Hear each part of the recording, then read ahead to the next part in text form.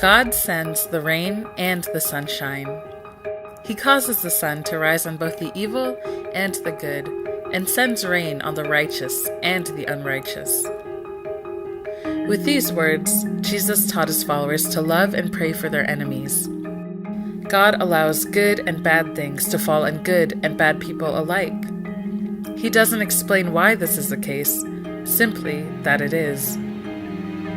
Life in this world is like that. Things both good and bad happen to all sorts of people. Jesus is the perfect example. An innocent man, guilty of no crimes, executed like a criminal. Jesus himself stepped into the unfairness and seeming randomness of life in this world. Jesus, our Lord, our God, knows what it's like to be human. This is what the book of Job is all about. This book of Job tells us about a good man who suffers and does not deserve it. He loses his wealth, his possessions, his family, and his health. Everything that can go wrong in life goes wrong for Job. His friends argue with him, trying to figure out what he must have done to deserve it. Job defends his innocence and struggles with a storm of emotions. At the end of his patience, Job demands that God explain himself. How could God let such terrible suffering befall an innocent man? Job gets an answer from God, but it's not the answer he was looking for. God's answer is essentially this: do you know what it's like to run a universe? To control the weather? To watch over entire ecosystems of life?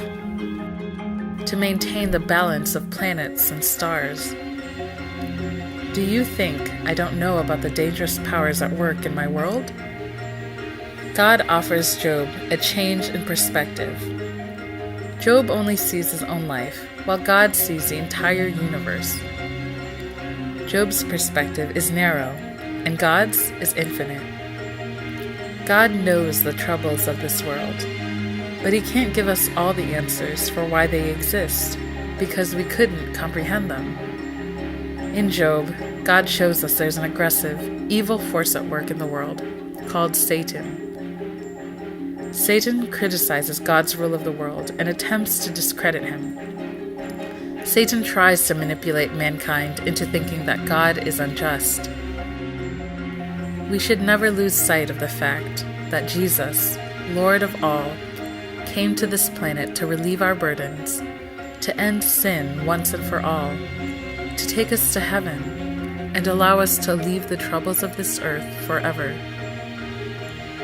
This is God's perspective, his final goal, proof that he is more than just, but merciful, generous, and loving beyond understanding. We only see our tiny part in the cosmic struggle between good and evil, God and the devil. Like Job, we know this can be frustrating, but in Jesus we can find comfort because he knows the end from the beginning and has our best interests in mind. God lets the rain fall and the sun shine. They are part of life in this world. Are you able to see through the rain, to a bigger picture beyond yourself?